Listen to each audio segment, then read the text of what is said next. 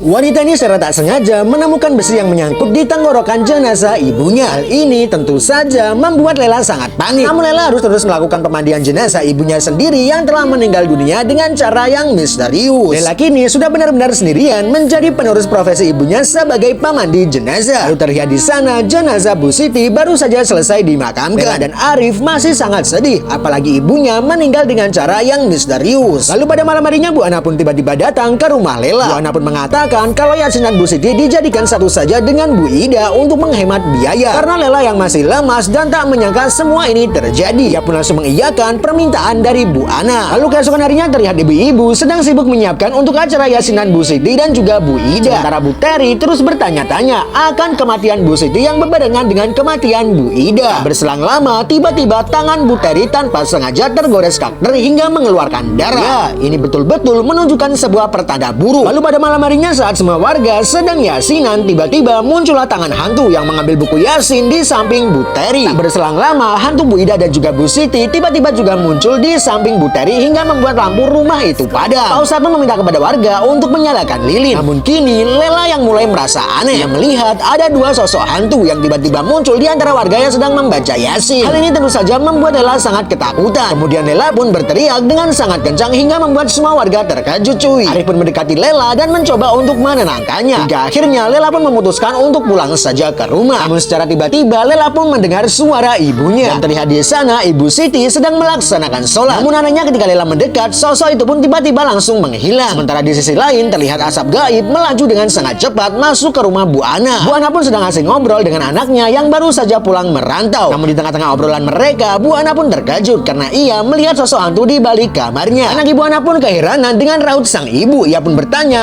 "Apa yang kamu lihat, Bu?" Namun Bu Ana tak berkata apapun cuy. Hingga akhirnya anak Bu Ana pun masuk ke dalam kamar untuk tidur terlebih dahulu. Sementara Bu Ana masih penasaran dengan sosok hantu itu. Dia pun berusaha mendekat dan masuk ke dalam kamarnya, namun tidak ada siapapun di dalam kamar itu. Lalu tiba-tiba pintu lemari kamar Bu Ana terbuka dengan sendirinya. Apakah kali ini Bu Ana yang akan meregang nyawa secara misterius? Saksikan pas berikutnya di akun Ozi Film.